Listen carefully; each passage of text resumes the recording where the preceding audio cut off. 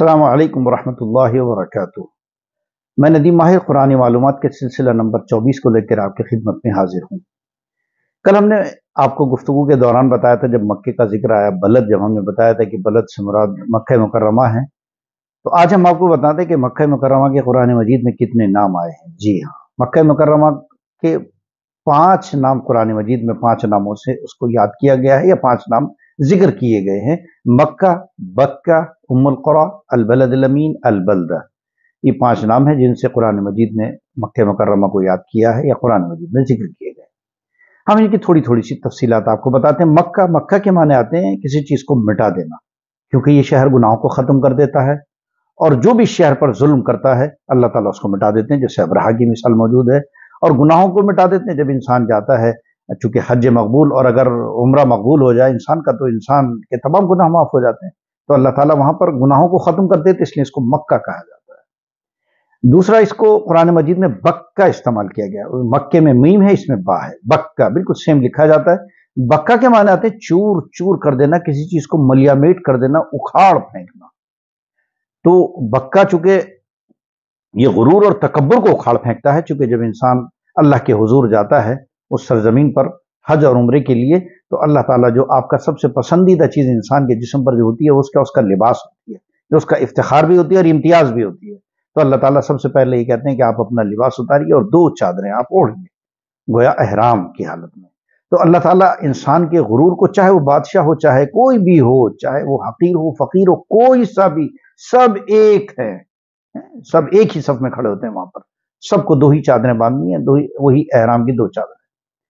تو اللہ تعالیٰ وہاں انسان کے اندر کا جو ایک کبر ہوتا ہے، جو اس کے اندر چھوٹی سی بھی ایک تکبر کی جو ایک ذرا سی بھی رمق ہوتی ہے، اس کو ختم فرما دیتے ہیں۔ اور بکہ کے بارے میں اصل میں مفسرین نے کچھ مختلف رائے، ہم چاروں رائے آپ کو بتاتے ہیں ان شارٹ، کہ بکہ کہتے ہیں، بکہ کے معنی یعنی وہ جگہ جہاں کعبۃ اللہ ہے، اس کو بکہ کہا جاتا ہے، یعنی وہ جو خانہ کعبہ ہے، جو کعبہ مشرفہ ہے۔ دوسرا یہ ایک قول یہ ہے کہ کعبہ اور اس کے اطراف کی جگہ تو بکہ ہے، اور باقی پورا شہر مکہ کہلاتا ہے۔ تیسرا ایک قول اس میں یہ ہے کہ اس بکہ اس مقام کو کہتے ہیں جہاں بیت اللہ ہے، بس بیت اللہ شریف، وہی جو 4 خانے کا جو ایک گھر ہے جو اللہ کا، اس کے علاوہ جو ہے وہ سارا حرم ہے۔ اور چوتھا ایک اس میں قول یہ ہے کہ بکہ اور مکہ دونوں ایک ہی شہر کے نام ہیں۔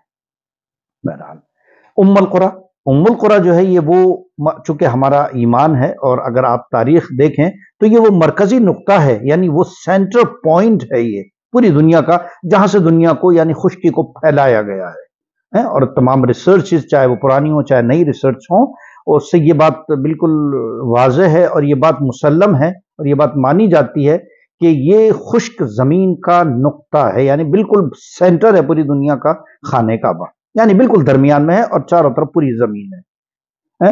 اور چونکہ یہ پوری زمین کا بھی جو ہے وہ سینٹر، اور مسلمانوں کا بھی جو ہے کہ یہ ایک مرکزی نقطہ ہے، لہٰذا اس کو ام القری کہا جاتا ہے۔ اور ام کے معنی آتے ہیں ماں کے، اور قری یہ قریتن کی جمع ہے، قریہ معنی گاؤں، بستی، تو ام القری یعنی بستیوں کی ماں، چونکہ سب سے پرانا شہر ہے، پرانا مقام ہے یہ، تو اس لیے اس کو ام القری بھی کہا جاتا ہے۔ اور بلد الامین یعنی امن اور سکون کا شہر۔